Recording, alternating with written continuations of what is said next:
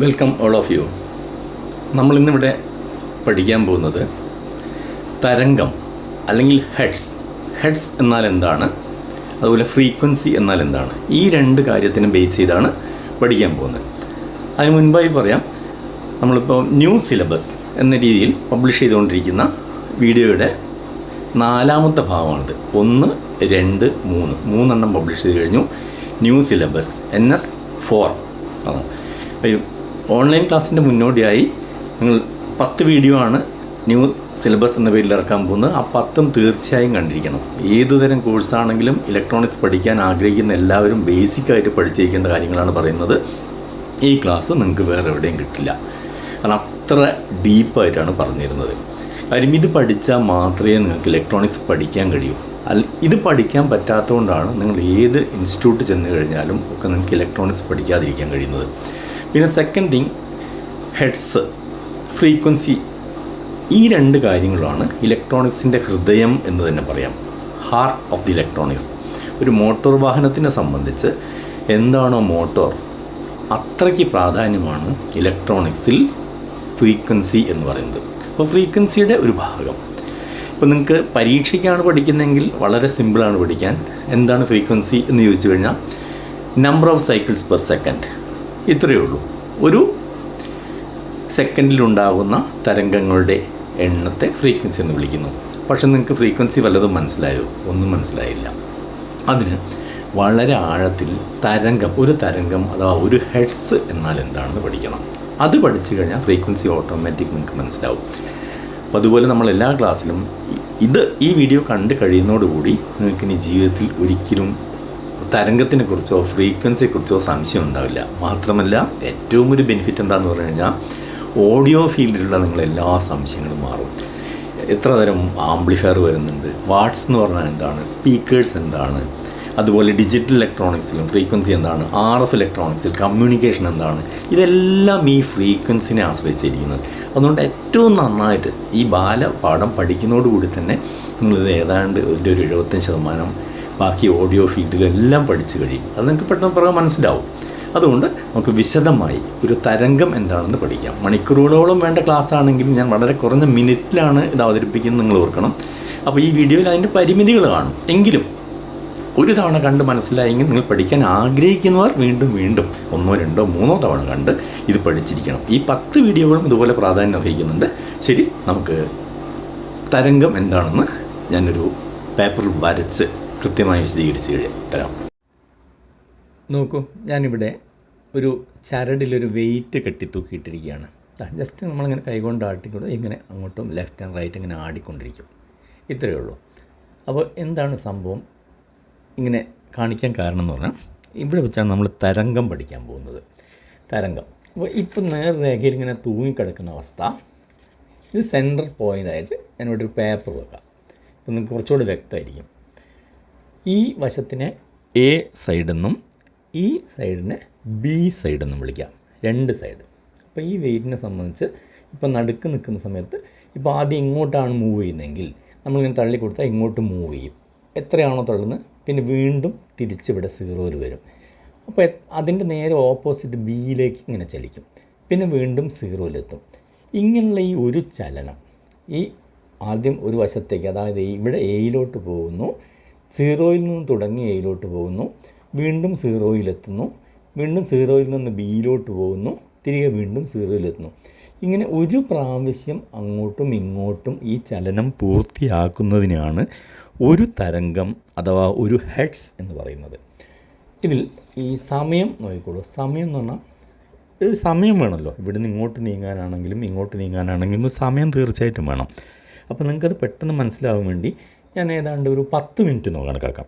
വേഗം മനസ്സിലാവാൻ വേണ്ടി ഇവിടുന്ന് ഇവിടെ എത്താനുള്ള സമയം 10 മിനിറ്റ്. ഇതിങ്ങനെ പതുക്കെ നീങ്ങിക്കൊണ്ടിരിക്കാൻ നേരിച്ചോളൂ. ഇങ്ങോട്ട് കുറച്ച് നീങ്ങുന്നു, ഇങ്ങനെ നീങ്ങുന്നു.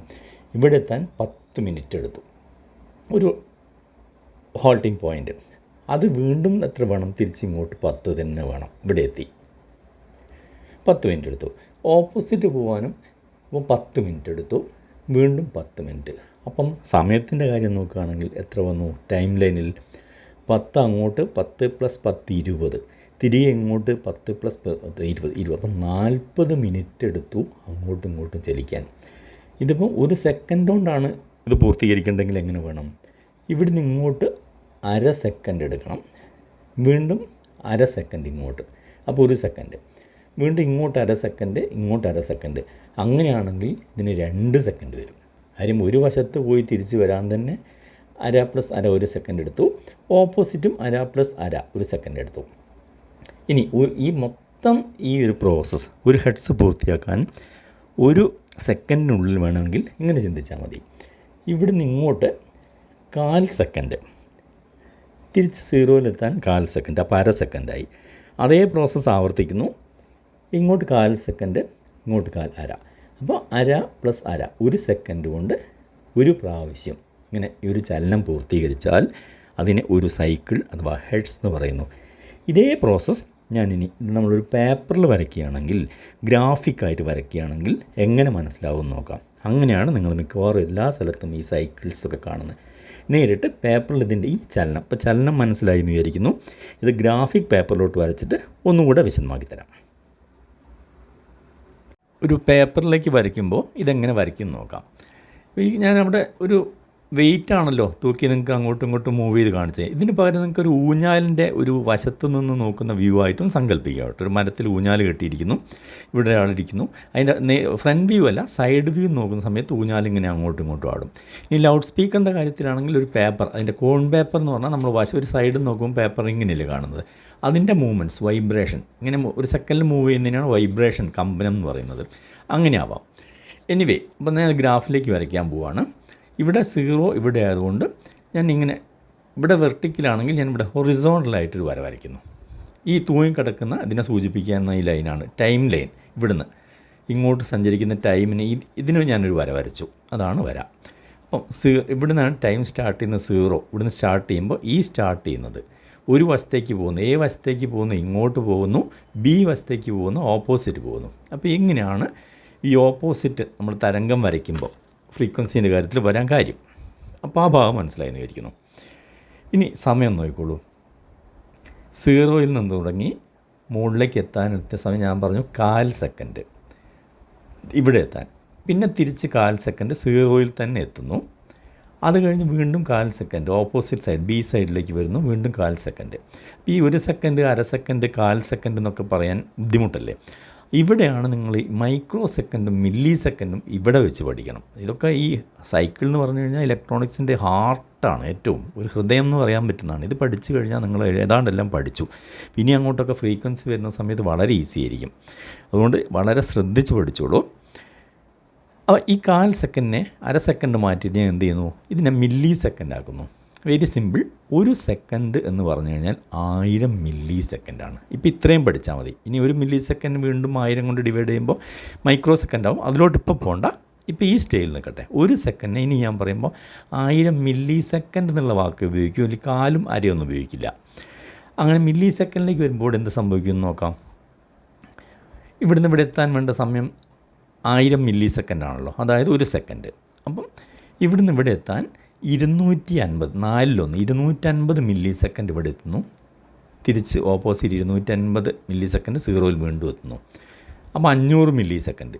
അതേ പ്രോസസ്സ് വീണ്ടും ഓപ്പോസിറ്റ് സൈഡിൽ 250 മില്ലി സെക്കൻഡ്, ഇവിടുന്ന് ഇങ്ങോട്ട് 250. അപ്പോൾ ഇതും 500, 500 + 500 1000 മില്ലി സെക്കൻഡ്. അപ്പോൾ 1 സെക്കൻഡ് കൊണ്ട് പൂർത്തിയാക്കി.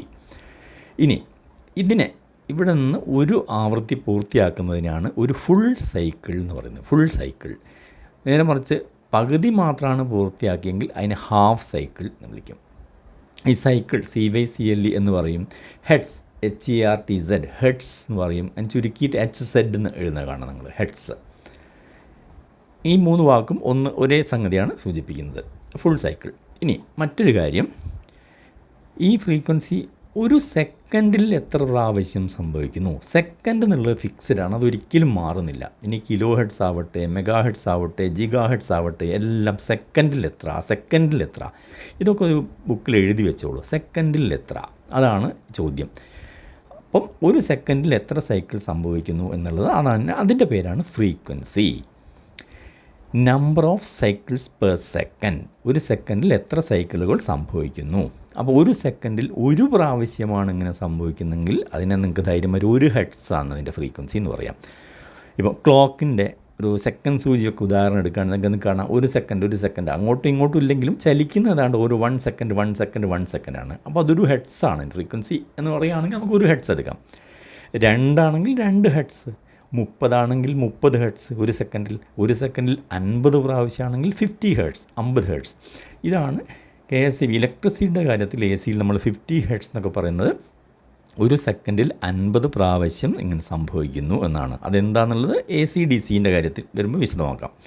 ഒരു സെക്കൻഡിൽ എത്ര പ്രാവശ്യം, ഫ്രീക്വൻസിൻ്റെ ഡെഫിനിഷൻ എഴുതി വെക്കണം. Number of cycles per second is equal to frequency. 1 kilo hertz, 2 kilo hertz, 3 kilo hertz ഇങ്ങനെയൊക്കെ പോകുന്ന സമയത്ത് വേറൊരു കാര്യം കൂടി നിങ്ങൾക്ക് മനസ്സിലായി കാണുമെന്ന് വിചാരിക്കുന്നു. ഈ ഹെർട്സ് കൂടുന്തോറും ഈ സഞ്ചരിക്കാനുള്ള സമയം കുറഞ്ഞ് വരും. 1 സെക്കൻഡാണ് ഏറ്റവും ചെറുത്, പക്ഷേ ആ 1 സെക്കൻഡ് ചലിക്കണമെങ്കിൽ തന്നെ ഇവിടെ നമുക്ക് 500 മില്ലി സെക്കൻഡ് വേണം. അപ്പോൾ 1 സെക്കൻഡിൽ 2 പ്രാവശ്യം ചലിക്കണമെങ്കിൽ വീണ്ടും സമയം കൂടുതൽ വേഗത വേണം. വീണ്ടും ഇവിടെ ഫ്രീക്വൻസിയുടെ എണ്ണം കൂടുന്തോറും ഈ സ്പേസിന് ചലിക്കാനുള്ള സമയം ഫാസ്റ്റ്. അപ്പോൾ മെഗാഹെർട്സൊക്കെ എത്തുന്ന സമയത്ത് വളരെ സ്പീഡിൽ ചലിക്കുന്നതുകൊണ്ട് സമയം വളരെ കുറച്ചേ വരുന്നുള്ളൂ. അങ്ങനെ വരുമ്പോഴാണ് നമ്മൾ ഈ മില്ലി സെക്കൻഡ്, മൈക്രോ സെക്കൻഡ് ഒക്കെ വെച്ച് കണക്കാക്കും. അതിന് സിമ്പിൾ ഫോർമുല ഉണ്ട്. എങ്ങനെ കണക്കാക്കും, ഓരോ കിലോ ഹെർട്സും ഫ്രീക്വൻസിയും കേൾക്കുന്ന സമയത്ത് എത്രയാണ് കണ്ടുപിടിക്കാനുള്ള ഒരു ഫോർമുല ഉണ്ട്. അപ്പോൾ ഒരു ഹെർട്സ് എന്താണെന്നുള്ളത് കൃത്യമായി മനസ്സിലായി എന്ന് വിചാരിക്കുന്നു. ഇനി നിങ്ങൾ audio frequency, high frequency, radio frequency, mega hertz, kilo hertz എന്നൊക്കെ അടുത്ത സ്റ്റേജ് അതും കൂടെ സിമ്പിളായിട്ട് പറഞ്ഞുതരാം. ഇത് വളരെ കൃത്യമായി മനസ്സിലായെങ്കിൽ അതും വളരെ സിമ്പിളായിട്ട് മനസ്സിലാവും. മറ്റൊരു ഗ്രാഫ് വരച്ചിട്ട് അത് വിവരിച്ചു തരാം. ഫ്രീക്വൻസിയാണ് നോക്കാൻ പോകുന്നത്. ഫ്രീക്വൻസി പഠിക്കുന്ന തൊട്ട് മുമ്പായിട്ട് നമുക്ക് ഏറ്റവും പരിചയമുള്ള സ്കൂൾ സംവിധാനം, നമ്മുടെ വിദ്യാഭ്യാസ മേഖല എങ്ങനെയാണെന്ന് നോക്കാം. നിങ്ങൾക്കറിയാം 1 മുതൽ 4 വരെ, ഇപ്പോൾ ചെറിയ വ്യത്യാസം ഉണ്ടോയെന്നറിയില്ല, ഞാനൊക്കെ പഠിക്കുന്ന കാലത്തുള്ളതാണ് പറയുന്നത്. 1 മുതൽ 4 വരെയുള്ള ക്ലാസ് നമ്മൾ LP സ്കൂൾ എന്ന് പറയുന്നു. അത് കഴിഞ്ഞാൽ 5 മുതൽ ഒരു 7th സ്റ്റാൻഡേർഡ് വരെ UP school, upper primary upper primary. പിന്നെ 8 മുതൽ 10 വരെ ഹൈസ്കൂൾ ഇങ്ങനെയായിരുന്നു. പിന്നീടത് +1 +2 അങ്ങനെയൊക്കെ ആക്കി മാറ്റി. പിന്നെ കോളേജസ് വരുന്നു. ഇതെല്ലാം സ്കൂൾസിൽ അല്ലെങ്കിൽ ഒരു വിദ്യാഭ്യാസ മേഖലയിൽ പെടുന്നതാണ്. ഇതെന്തിനാണ് ഇങ്ങനെ പെട്ടെന്ന് LP അല്ലെങ്കിൽ UP എന്ന് പറയുമ്പോൾ നമുക്ക് വിത്തിൻ സെക്കൻഡ്സ് അതെന്താണ്, അവരേത് വിഭാഗത്തിലാണ്, അവരേത് റേഞ്ചിലാണ് കുട്ടികൾ നമുക്ക് പെട്ടെന്ന് മനസ്സിലാവും. ഇതേ സംഭവമാണ് നമ്മുടെ ഫ്രീക്വൻസിയിലും ഫോളോ ചെയ്തിരിക്കുന്നത്. അല്ലാണ്ട് പ്രത്യേകിച്ചൊന്നുമില്ല. ഒരു ക്രമത്തിൽ ഇവിടെ നിന്ന് സ്റ്റാർട്ട് ചെയ്ത് അങ്ങനെ ഇവിടുന്ന് പോയിക്കൊണ്ടൊരു അറ്റത്തെത്തുന്നു. അതിനിടയ്ക്ക് ഓരോരോ ഭാഗങ്ങളെ കട്ട് ചെയ്ത് പറഞ്ഞിരിക്കുന്നു. ഇതാണ് hertz, kilo hertz, mega hertz, giga hertz എന്നൊക്കെ പറയുന്നത്. അതെങ്ങനെയാണെന്ന് നോക്കാം. ഞാൻ ഈ വരച്ച ലൈനിൽ 1 ഹെർട്സ്, 2 ഹെർട്സ്, 3 ഹെർട്സ് ഇങ്ങനെ എഴുതുകയാണ്. ലക്ഷക്കണക്കിന്. ഇവിടെ എത്തുമ്പോൾ 1000 ആവുന്നു, പിന്നെ 1001, 1002 ഇങ്ങനെ പോയിട്ട് 10 ലക്ഷം ആവുന്നു, 10,01,000, 10,02,000 അങ്ങനെ പോകുന്നു, 20 ലക്ഷം, 50 ലക്ഷം, 100 ലക്ഷം ഇങ്ങനെ പോയിക്കൊണ്ടിരിക്കുന്നു. ഇങ്ങനെ ഈ ലൈൻ പോവുകയാണ്. ഇതിന് തടസ്സമൊന്നുമില്ല ഫ്രീക്വൻസി. അപ്പോൾ ഇത് നമുക്ക് പെട്ടെന്ന് തിരിച്ചറിയാൻ വേണ്ടി ഒരു ഡിവിഷൻ കൊടുക്കാം. എന്താണ്? 1 മുതൽ 1000 വരെ എത്തുന്ന ഫ്രീക്വൻസി 1 സെക്കൻഡിൽ സംഭവിക്കുന്നത്. 1 സെക്കൻഡിൽ 1 സംഭവിക്കാം, 1 സെക്കൻഡിൽ 1000 പ്രാവശ്യം വൈബ്രേറ്റ് ചെയ്യാം. ഇങ്ങനെയുള്ള വൈബ്രേഷൻ 1 സെക്കൻഡിൽ എല്ലാം 1 സെക്കൻഡിലാണ് സംഭവിക്കുന്നത്. പ്രത്യേകം ഓർക്കുക, ഏത് റേഞ്ചും 1 സെക്കൻഡിലാണ്, അതൊരിക്കലും മാറില്ല. 1 സെക്കൻഡിൽ 1000 ഹെർട്സ്, 1000 പ്രാവശ്യം, അതിനെ 1000 ഹെർട്സ് അല്ലെങ്കിൽ 1 കിലോ ഹെർട്സ് എന്ന് പറയുന്നു. അപ്പോൾ 1 കിലോ എന്ന് കേട്ടാൽ നമ്മളെ വെയിറ്റിലൊക്കെ പറയുന്ന പോലെ പെട്ടെന്ന് മനസ്സിലാവും. 1 കിലോ ഹെർട്സ് എന്ന് പറഞ്ഞാൽ 1 സെക്കൻഡിൽ 1000 പ്രാവശ്യം, അതിന് 1 കിലോ ഹെർട്സ് എന്ന് പറയുന്നു. ഇനി അങ്ങനെ വന്ന് ഇവിടെ 10 ലക്ഷം എത്തി. 1 സെക്കൻഡിൽ 10 ലക്ഷം പ്രാവശ്യമാണ് വൈബ്രേറ്റ് ചെയ്യുന്നതെങ്കിൽ, മൂവ് ചെയ്യുന്നതെങ്കിൽ അതിനൊരു മെഗാ ഹെർട്സ് എന്ന് പറയും. പിന്നെ അതുപോലെ 1 ജിഗാ ഹെർട്സ്. അത്ര ഡീപ്പായിട്ട് പോകണ്ട, അതിൻ്റെ ആ ഒരു റൂട്ട് മനസ്സിലാവാൻ വേണ്ടി ഇങ്ങനെ ഭാഗിച്ച് കൊടുത്തിരിക്കുന്നതാണ് ഈ kilo hertz, mega hertz, giga hertz എന്ന് വരാൻ കാരണം. ഇതിനിടയ്ക്ക് വേറൊരു കാര്യം കൂടി ശ്രദ്ധിച്ചോളൂ, വളരെ ഇമ്പോർട്ടൻറ്റ് ഒരു ഫാക്ടറാണ്. 1 മുതൽ ഇങ്ങനെ 1000, 1001, 2000 അങ്ങനെ 20,000 എന്ന് പറഞ്ഞൊരു സംഖ്യ എത്തുമല്ലോ. എന്താണെങ്കിലും ഇതിനിടയ്ക്ക് ഒരു സംഖ്യയും വിട്ടുപോകുന്നില്ല. അങ്ങനെ 20 മുതൽ 19, 20 ഹെർട്സ് 1 സെക്കൻഡിൽ 20 പ്രാവശ്യം ചലിക്കുന്നത് മുതൽ 20,000 വരെ. 1 സെക്കൻഡിൽ 20,000 ആവാം, അല്ലെങ്കിൽ 20 ആവാം. ഇതിന് പ്രത്യേക ഒരു റേഞ്ച് കണക്കായിക്കൊണ്ട് ഈ ഫ്രീക്വൻസി ഒരു പേര് കൊടുത്തു. അതാണ് ഓഡിയോ ഫ്രീക്വൻസി. എന്ന് വെച്ചാൽ മനുഷ്യൻ്റെ ചെവിക്ക് കേൾക്കാൻ സാധ്യമായ ശബ്ദം കമ്പനം മൂലമാണ് ഉണ്ടാകുന്നതെന്ന് നിങ്ങൾക്കറിയാലോ. ഒരു പേപ്പർ വൈബ്രേറ്റ് ചെയ്യുക, ഒരു സെക്കൻഡിൽ എത്ര പ്രാവശ്യം വൈബ്രേറ്റ് ചെയ്യുന്നു, അതാണ് കമ്പനം സൗണ്ട്. അപ്പോൾ ഒരു സെക്കൻഡിൽ ഏറ്റവും കുറഞ്ഞത് 20 പ്രാവശ്യം, 20 മാത്രമാവാം, അല്ലെ 20, അങ്ങനെ ക്രമത്തിൽ വർദ്ധിച്ച് അല്ലെ എങ്ങനെയെങ്കിലും 20,000 വരെ ആവാം ഒരു സെക്കൻഡിൽ വൈബ്രേറ്റ് ചെയ്യുന്നു. ഇതാണ് പഴയ തുമ്പീൻ്റെ ചിറക്, അത് പൂമ്പാറ്റ, ചിത്രശലഭത്തിൻ്റെ ചിറകുകൾ, ഇതൊക്കെ ഇങ്ങനെ സെക്കൻഡിൽ വൈബ്രേറ്റ് ചെയ്യുന്നതുകൊണ്ടാണ് നിങ്ങൾക്കൊരു മൂളൽ സൗണ്ട്, അവിടെ ഒരു സൗണ്ട് അതാണ് വണ്ട് വരുന്ന സമയത്തൊക്കെ നിങ്ങളൊരു മൂളൽ കേൾക്കുന്നത്. ഈ ഒരു സെക്കൻഡിൽ ഉണ്ടാകുന്ന വൈബ്രേഷൻ തീർച്ചയായും അത് ഓഡിയോ ഫ്രീക്വൻസി ഈ 20,000 ഉള്ളിലായിരിക്കും. അതുകൊണ്ടാണ് നിങ്ങൾക്ക് കേൾക്കാൻ കഴിയുന്നത്. ഈ റേഞ്ചിൽ ഇതിൽ 20ൽ കുറവോ 20,000 അധികമോ വന്നു കഴിഞ്ഞാൽ ഒരിക്കലും നിങ്ങളുടെ ചെവിക്ക്, മനുഷ്യൻ്റെ ചെവിക്ക് കേൾക്കാൻ കഴിയില്ല. അപ്പം ഫ്രീക്വൻസി എന്താണെന്ന് പഠിച്ചു, ഓഡിയോ ഫ്രീക്വൻസിൻ്റെ റേഞ്ച് ഇങ്ങനെ വരാനുള്ള കാര്യം എന്താണെന്ന് പഠിച്ചു, പിന്നെ മെഗാഹെർട്സ് എന്താണെന്ന് പഠിച്ചു, ജിഗാഹെർട്സ് എന്താണെന്ന് പഠിച്ചു. ഇത്രയും കാര്യങ്ങളാണ് ഇലക്ട്രോണിക്സിൽ ബേസിക്കായിട്ട് പഠിക്കേണ്ടത്. അതുകൊണ്ട് തന്നെ ഇനി ഹയർ ക്ലാസ്സുകൾ വരുമ്പോൾ നിങ്ങൾക്ക് വളരെ വേഗത്തിൽ മനസ്സിലാവും. ഇത് മനസ്സിലായില്ലെങ്കിൽ 1-2 പ്രാവശ്യം ശരിക്കും കണ്ട് വളരെ സിമ്പിളാണ് മാറ്റർ, ഒന്ന് ശ്രദ്ധിക്കണമെന്ന് മാത്രമേ ഉള്ളൂ. ശ്രദ്ധിച്ചു കഴിഞ്ഞാൽ നിങ്ങൾക്ക് കൃത്യമായിട്ട് മനസ്സിലാവും. വീണ്ടും അടുത്ത ക്ലാസ്സുമായി കാണുന്നവരെ ഗുഡ് ബൈ.